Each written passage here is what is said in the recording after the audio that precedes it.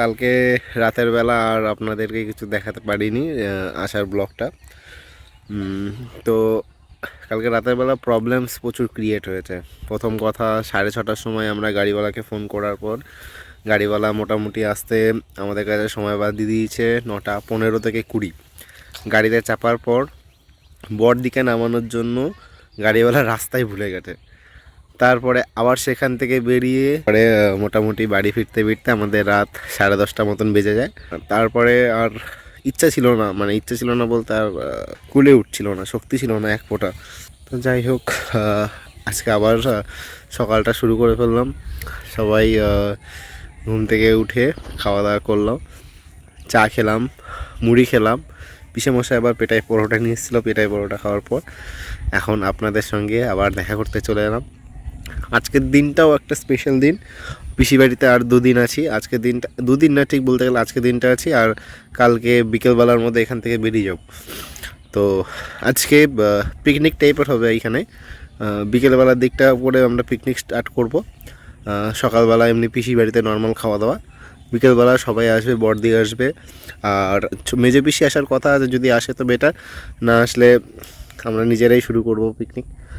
তো দেখা যাক কতটা কি হয়, যতটা পারবো আপনাদের সাথে শেয়ার করব। এখন আমরা এসেছি এই পিসি বাড়ি, ওই যে পেছনে পিসি বাড়ি থেকে এই পাশেই মাঠে মা আর পিসিরা আর পিসামশাই এই 3 জনা শাক তুলতে এসছে। শাক তোলার ভিডিও দেখাচ্ছে এবার আপনাদের সবাইকে।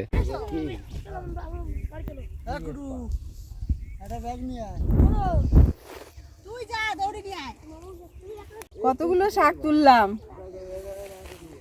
এগুলো কি শাক? এই ছেঁচি শাক, বেতো শাক, ছেঁচি শাক। গম, এইখানে তো গম তো আমাদের চিনিতে হওয়া শুরু করতে দিই। কি গম চাষ তো হবে আগে হতো এখানে গম চাষ। হ্যাঁ,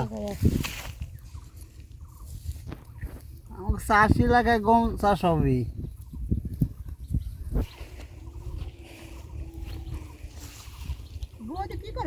আসলে কপালে যে জিনিসটা থাকবে সেটা হবেই। আর কপাল এতটাই ভালো, আসল খাঁটি একদম খেজুরের গুড় আজকে আমার লাইফে আমি ফার্স্ট টাইম খেলাম। পিসি বাড়িতে শুয়ে রয়েছি দুপুরবেলা, হঠাৎ করে কেউ একজন এসছে এলেন, তিনি এসে হঠাৎ করে খেজুরের গুড় দিয়ে গেলেন। এবার খেজুরের গুড় যেহেতু দিয়ে গেছে, পিঠে করার কোনো প্ল্যান ছিল না, হঠাৎ করে পিঠের প্ল্যান হয়ে গেল। তো হালকা করে হয়েছে সাজের পিঠে, যেটাকে বলে সাজের পিঠে তৈরি করা শুরু হয়ে গেছে। তো সাজের পিঠে কী করে তৈরি করে সেই প্রসেসটা আমি আপনাকে দেখিয়ে দেবো। আর তার সঙ্গে হয়েছে সাজের পিঠেটাকে এবার দুধের মধ্যে গুড় দিয়ে মিশিয়ে ওর মধ্যে ছেড়ে দিয়ে একটা ঝোল টাইপের পিঠে হয়। দারুণ খেতে পিঠেগুলো। পিঠেটা কীরকমভাবে তৈরি করলো সেটা আমি আপনাদের সঙ্গে এবার শেয়ার করব, আশা করি ভালো লাগবে। এই তো আমি এখন চালের গুঁড়ি মাখাচ্ছি গরম জল দিয়ে, ঠান্ডা, তার সাথে একটু ঠান্ডা জল মিশিয়ে নিচ্ছি। ঠিক আছে, এখন মাখাচ্ছি চালের গুঁড়িটা ঠান্ডা জল আর গরম জল দিয়ে মিশিয়ে একটু লবণ দিলাম সাথে দিয়ে এখন সাজে দেবো। গরম গরম হবে, গরম গরম খাবো, বেশ মজাই আলাদা। চালের গুঁড়িটাকে ভালো করে ফাটালাম, এখন বেশ সাজে দেব।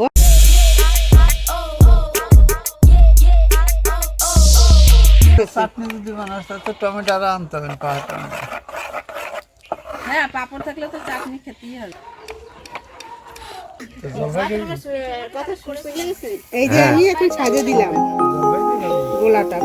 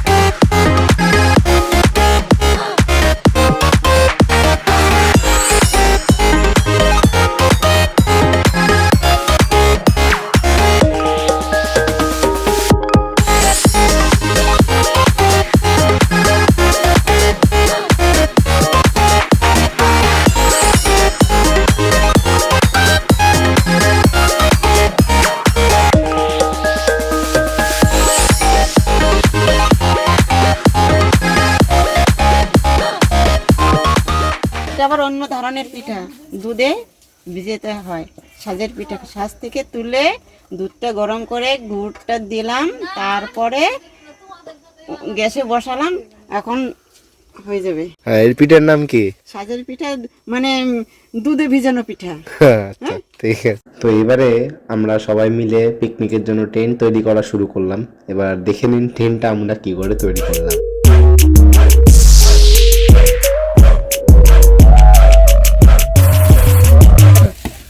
প্রথমে ভাবনা চিন্তা হলো যে কোথা থেকে কি করে কি টেন্ট তৈরি হবে। তো লাস্টে দেখা গেল যে এই বাঁশ নিয়ে এলাম, বাঁশটাকে এখানে পুঁতবো, আর পেছনে এই নারকোল গাছে আর একটা দড়ি বাঁধা হবে, তারপরে ঝুলিয়ে দেবো এটাকে।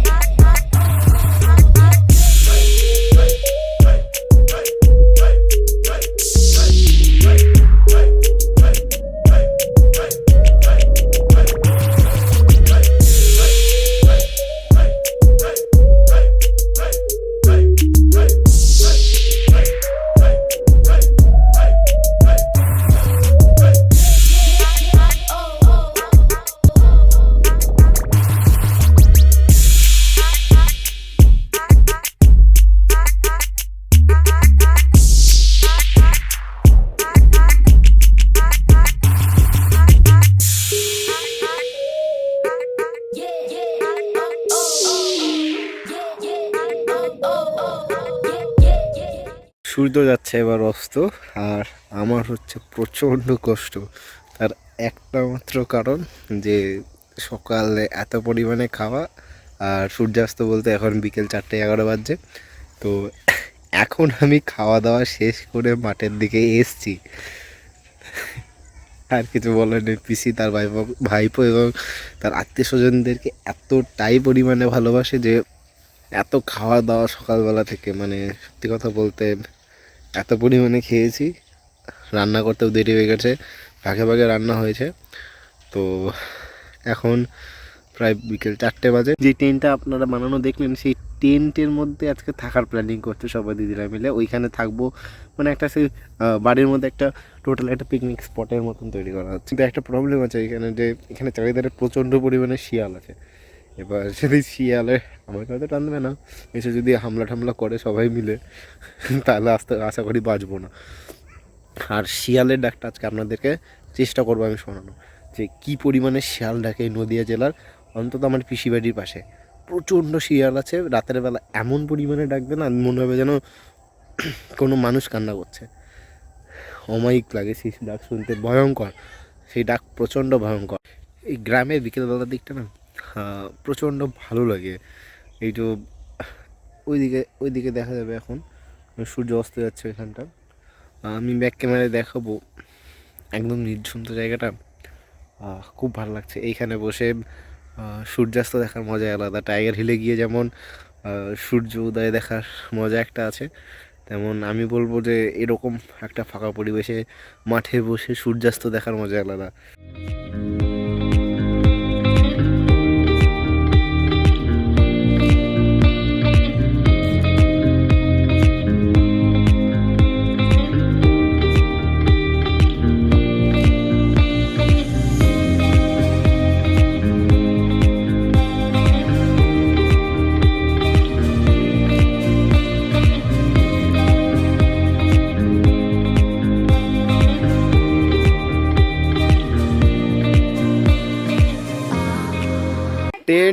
আমাদের টেন্ট বানানো এই যে শেষ রাতের বেলা।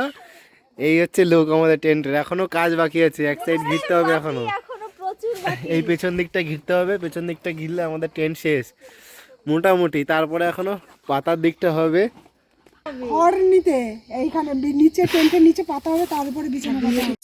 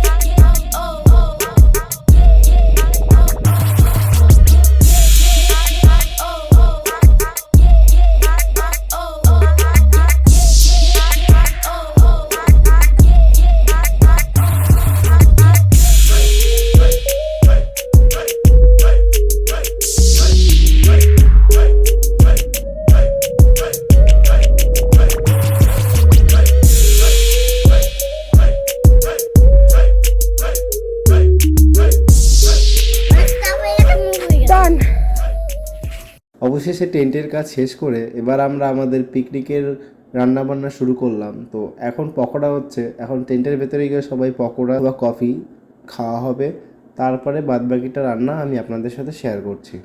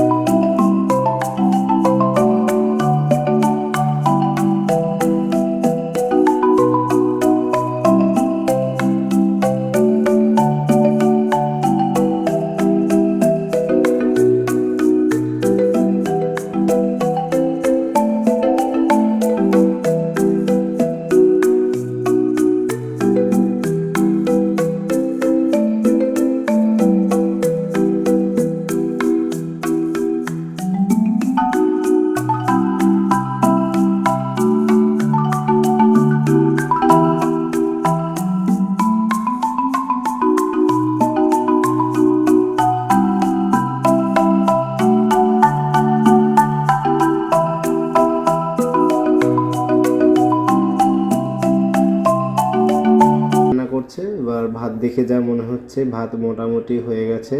এবার বর্দি ভাতটাকে নামিয়ে ফেললো, নামিয়ে এবার ফ্যান ঝরানো হচ্ছে। ফ্যান ঝরানোর পর এরপরে বর্দি আলু ভাজবে, মাংসের আলুগুলোকে ভেজে তারপরে মাংস রান্না মোটামুটি শুরু হয়ে যাবে। এবার আমাদের ফিস্টের নেক্সট মাংস রান্না।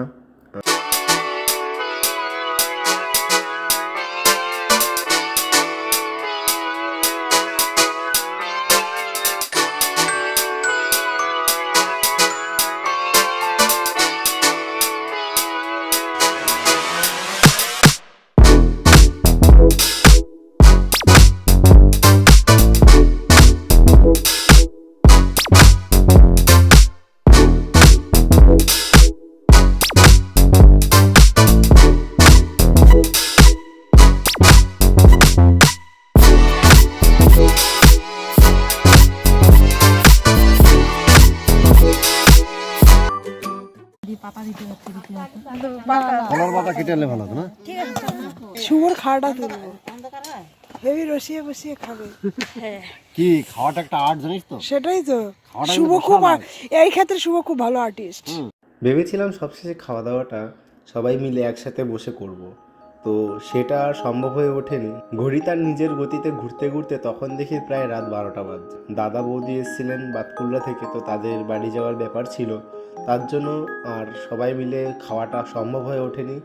পিসি বললো সব কিছু কিছু জন করে খেয়ে নিতে, তো আমরা 4 থেকে 5 জন একসাথে খাওয়া দাওয়া করে ফেললাম, করে তারপরে দাদারা বাড়ি চলে গেল। আমার ব্লগটা আমি আজকে এখানেই এন্ড করছি। দেখা হবে আপনাদের সাথে আবার আমার পরবর্তী ব্লগে। পরবর্তী ব্লগটা আরও মজাদার হতে চলেছে। যদি পরবর্তী ব্লগটা আপনারা দেখতে চান তো প্লিজ চ্যানেলটিকে সাবস্ক্রাইব করবেন। ফেসবুক থেকে দেখে থাকলে পেজটিকে ফলো করবেন, লাইক কমেন্ট শেয়ার করবেন প্লিজ। ভালো থাকবেন, দেখা হচ্ছে আপনাদের সাথে আবার পরের একটি ব্লগে। ধন্যবাদ।